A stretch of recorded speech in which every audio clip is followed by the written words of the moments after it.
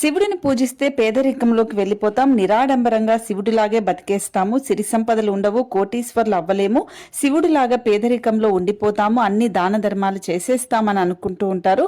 అలాంటి వాళ్ళ కోసమే ఈ వీడియో. నిత్యం శివుడిని పూజించటం వల్ల మీకు భక్తులు ఎవరైనా వాళ్ళ లక్ష్యాల వైపు ఉంటారు, అంతర్గత శుద్ధి వైపు ఉంటారు. సో డబ్బు వస్తువులపైన మోహం అనేది నిజంగానే తగ్గుతుంది. కానీ అది పేదరికం కాదు, కోరికలను అదుపు చేసుకోవడం అని చెప్పాలి. అలాగే శివభక్తి వలన సంతృప్తి అనేది ఉంటుంది.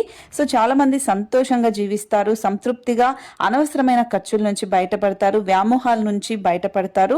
సో ఉన్న దాంట్లో సంతోషంగా జీవిస్తారు అనేది కూడా నిజమే. అయితే శివుడు సంపద ఇస్తాడా ఇవ్వడా అనేది కూడా చాలా మందికి ఉన్న డౌట్. అయితే శివుడు కేవలం వైరాగ్యాన్ని మాత్రమే కాదు, సంపదకు కూడా మూలకర్త.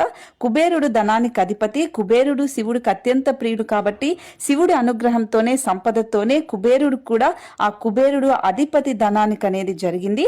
అలాగే శివుడు వైరాగ్యమూర్తి అయినప్పటికీ పార్వతీదేవిని వివాహం చేసుకున్నాడు కాబట్టి శక్తినిచ్చే స్వరూపిణి పార్వతీదేవి, సంపద అధిపతి లక్ష్మీ స్వరూపిగా భావిస్తాం కాబట్టి శివశక్తి అంటే శివ పార్వతులను పూజించే వాళ్ళకి ఎవరికైనా కూడా సంపద స్థిరత్వం ఉంటుంది. ఖచ్చితంగా వీళ్ళు కోటీశ్వర్లు అవుతారు. అలాగే చంద్రుడు కూడా శివుడికి అత్యంత ప్రాప్తుడు, ప్రీతి మాత్రుడు కాబట్టి సో మానసిక ప్రశాంతత ఉంటుంది, సరైన నిర్ణయాలు తీసుకుంటారు.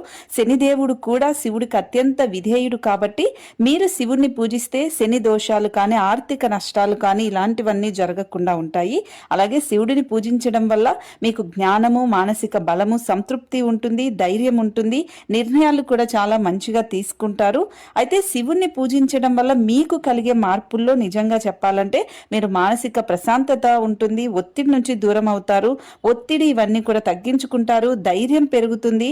ఎందుకంటే శివుడు మహాకాలుడు కాబట్టి, కాలానికి అతీతుడుగా పూజిస్తాం కాబట్టి ధైర్యము, ఆత్మవిశ్వాసం మీకు పెరిగి కష్టాల నుంచి మీ అంతకు మీరే శక్తివంతంగా అధిగమించుకొని బయటపడతారు.